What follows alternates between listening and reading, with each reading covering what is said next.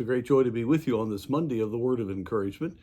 I'd like to thank those of you that prayed for us over this last weekend. It was exceeding abundantly above. The Lord blessed in all three presentations, and we had 2,500, I think, here between the three, and folks saved, and just some wonderful things happened. I'd love to talk about it, but that's not our purpose here today.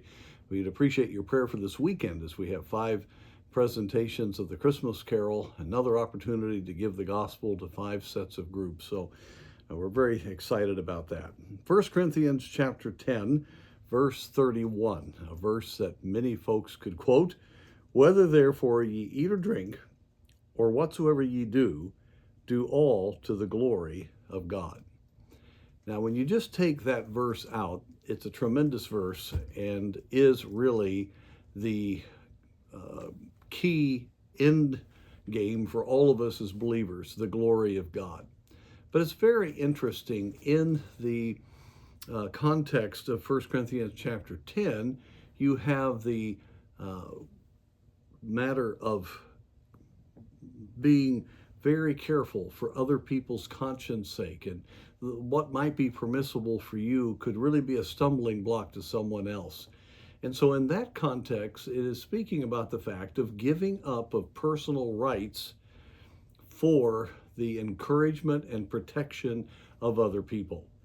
And the verse before says, "For if by grace be a partaker, why am I evil spoken of for that which I give thanks?"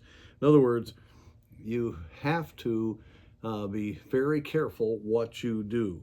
So whatever you eat, or whatever you drink, or whatever you do, does it really glorify the Lord?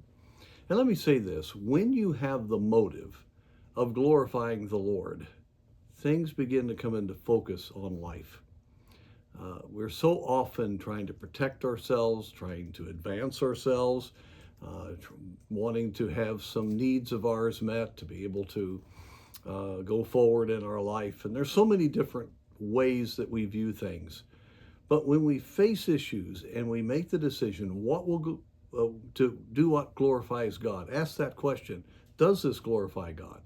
When we do that, there is a joy and a peace that comes because we just made a decision of faith to do what is right, to not put ourselves first, and above all, to put God preeminent, realizing He loves everyone and He wants us to be a blessing to everyone.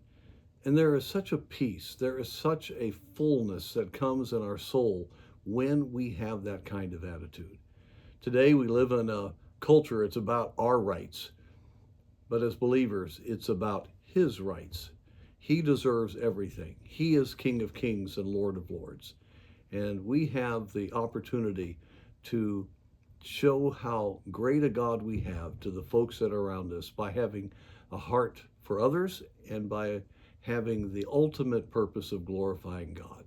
So I want to encourage you today, ask that question, will this glorify God?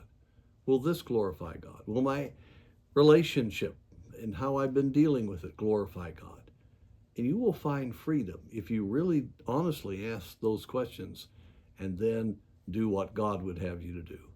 Oh, the joy and encouragement to know that you indeed are glorifying our God.